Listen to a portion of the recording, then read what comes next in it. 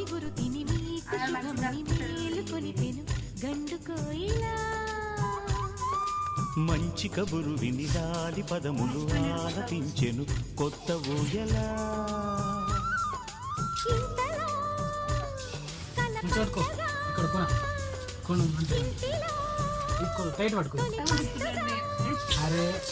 సింగాసీతకు సీమంతమై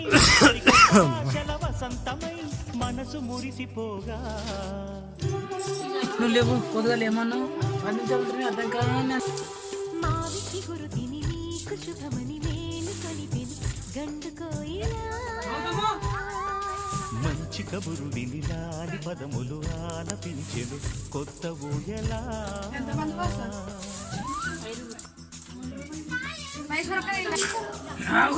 చూడు